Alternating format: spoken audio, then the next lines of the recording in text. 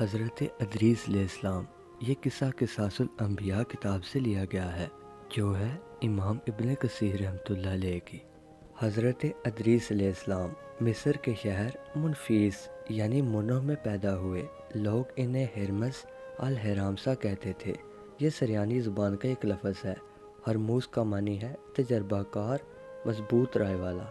بعض اہل علم کا خیال ہے کہ آپ بابل شہر میں پیدا ہوئے، پھر ہجرت کر کے مصر پہنچے۔ علم انساب کے اکثر علماء کے مطابق حضرت ادریس علیہ السلام نبی کریم صلی اللہ علیہ وسلم کے سلسلہ نسب میں شامل ہیں۔ آدم و شیش کے بعد سب سے پہلے انہیں نبوت کا شرف حاصل ہوا۔ حضرت ادریس علیہ السلام کا نام قرآن مجید میں 2 مقام پر آیا ہے۔ ارشاد باری تعالیٰ ہے، اور اے نبی اسماعیل، ادریس اور ذوالکفل کا ذکر کیجئے، یہ سب صابر لوگ تھے، ہم نے انہیں اپنی رحمت میں داخل فرمایا، بلا شبہ یہ نیک لوگ تھے۔ اور دوسرے مقام پر اللہ تعالیٰ نے ان کی بابت یوں فرمایا، اس مقدس کتاب قرآن مجید میں ادریس کا ذکر کیجئے، بلا شبہ وہ بھی نہایت ہی سچی نبی تھے، اور ہم نے ان کو اونچی جگہ اٹھا لیا تھا۔ اس آیت مبارکہ میں اللہ تعالیٰ نے ادریس علیہ السلام کی تعریف کرتے ہوئے انہیں نبی اور راست باز قرار دیا ہے۔ اللہ تعالیٰ کے فرمان اور ہم نے ان کو اونچی جگہ اٹھا لیا تھا کی وضاحت صحیحین میں مذکور معراج کی احادیث سے ہوتی ہے، جس میں بیان ہوا ہے کہ چوتھے آسمان پر ان سے رسول اللہ صلی اللہ علیہ وآلہ وسلم کی ملاقات ہوئی تھی۔ امام ابن جریر نے حلال بن یساف سے بیان کیا ہے، انہوں نے فرمایا، حضرت عبداللہ بن عباس نے میری موجودگی میں کعب اخبار سے فرمایا، ادریس کے بارے میں اللہ کے اس فرمان کا کیا مطلب ہے، اور ہم نے ان کو اونچی جگہ اٹھا لیا تھا۔ کعب نے فرمایا، اللہ تعالیٰ نے ادریس کی طرف وحی نازل فرمائی، میں آپ کے اعمال میں روزانہ تمام بنی آدم کے اعمال کے برابر اضافہ کروں گا۔ اس سے غالباً ان کے زمانے کے تمام انسانوں کے اعمال کے برابر ثواب مراد ہے۔ ان کے دل میں خواہش پیدا ہوئی کہ ان کی نیکیوں میں بہت اضافہ ہو جائے۔ ان کے پاس ان کا ایک دوست فرشتہ آیا، انہوں نے ان سے کہا، میرے بارے میں موت کے فرشتے سے بات کیجیے تاکہ مجھے زیادہ مہلت ملے اور میں زیادہ نیکیاں کر سکوں۔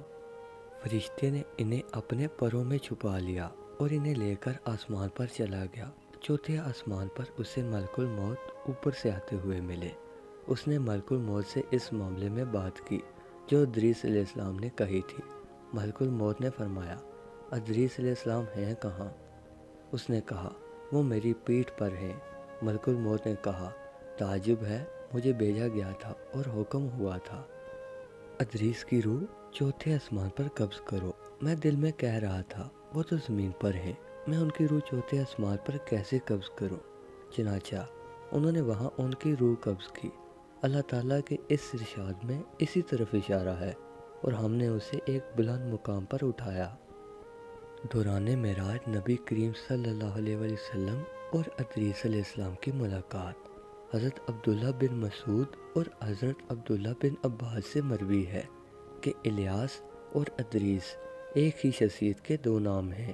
اس کی تائید میں حضرت انس رضی اللہ عنہ سے مروی معراج کی حدیث پیش کی جاتی ہے، جس میں مذکور ہے کہ جب نبی کریم صلی اللہ علیہ وسلم ان کے پاس سے گزرے تو انہوں نے آپ کا استقبال کرتے ہوئے فرمایا تھا، نیک بھائی اور نیک نبی کو خوش آمدید، جبکہ حضرت آدم اور حضرت ابراہیم علیہ السلام نے فرمایا تھا، نیک نبی اور نیک بیٹے کو خوش آمدید۔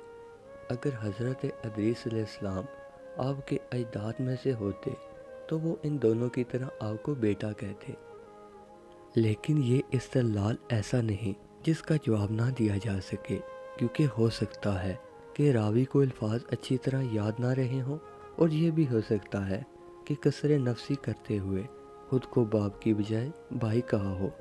آدم علیہ السلام تو تمام انسانوں کے باپ ہیں، اس لیے ان کا نبی علیہ السلام کو بیٹا کہنا ہی مناسب تھا، اور ابراہیم علیہ السلام اللہ کے خلیل ہیں، جو اول العزم پیغمبروں میں نبی اکرم صلی اللہ علیہ وآلہ وسلم کے بعد سب سے بلند مقام رکھتے ہیں۔ ان سب حضرات پر درود و سلام نازل ہو۔ تو آج تک کی ویڈیو یہیں تک تھی، تو ملتے ہیں اپنے نیکسٹ ٹاپک پر۔ خدا حافظ۔